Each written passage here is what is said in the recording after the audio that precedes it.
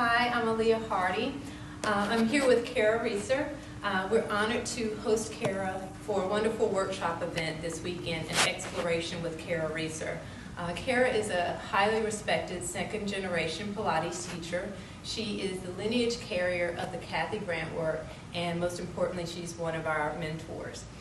Cara is going to teach a Master Mat class tonight, as well as 2 amazing workshops over the weekend.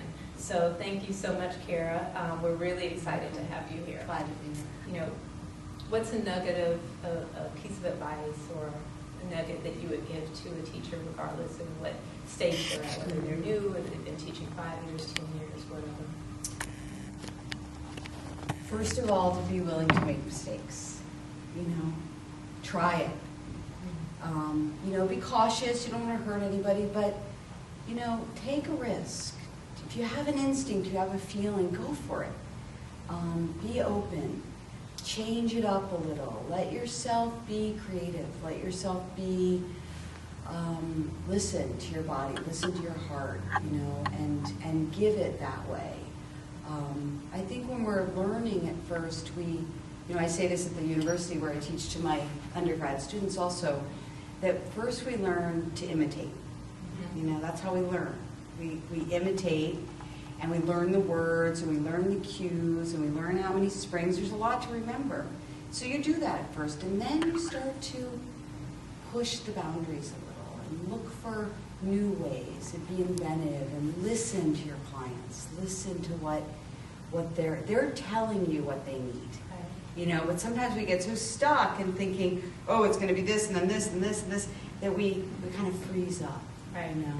So my advice is to, use all the form you need when you need it, and then loosen the reins and be creative and playful, lots of listening, lots of sensitivity to what's going on with the person in front of you. But to newer teachers, I ask them to keep questioning. A lot of times when I'm working with newer teachers, I have a mentor group I work with every week, and I'll say, they'll say, they'll do their cues and say their thing, and I'll say, why are you saying that? And sometimes they'll say, because that's what they told me to say. And I say, okay, good. Say that for a little while longer, and keep asking yourself why you're really saying it. Because now it's time to let the client help you figure out what the questions are. I love that.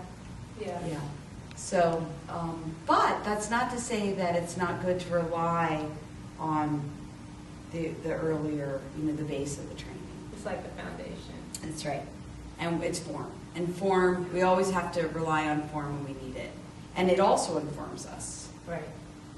But then as we get more confident, we start to realize that there's so much more. Yeah. What do you think is one of the most challenging concepts or part of the repertoire to teach people?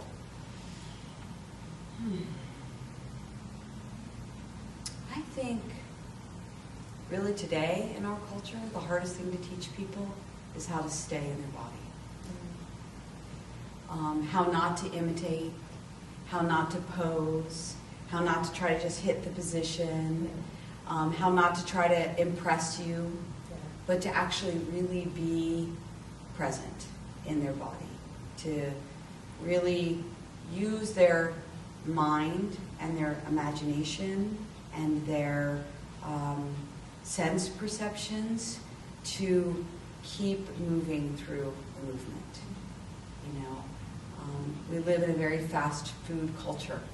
Yeah. So everybody wants to just get it done and show it off, and I think the hardest thing is to get them to drop in. I think a lot of times we think of an exercise as hard to teach because you're trying to teach knee stretches or something and they just can't get it. You're trying all the words. Right.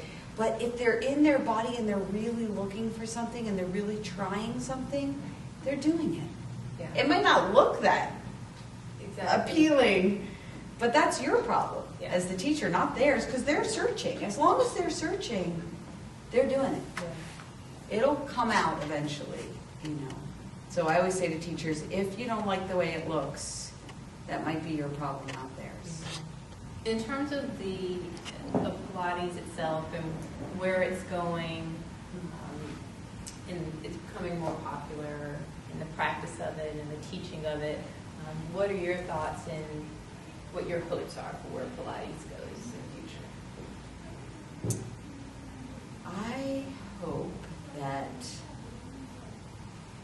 more people do it and that it doesn't get too boxed in and commercialized.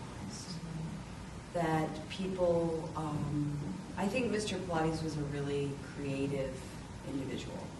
And I think his students were all very creative individuals. And I hope that people keep growing the material and their explorations with movement, with intelligence and reverence.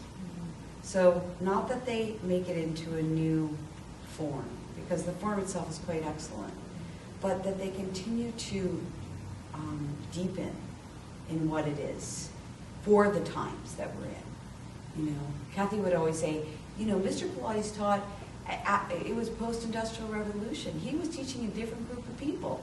Now you teach people on the computer.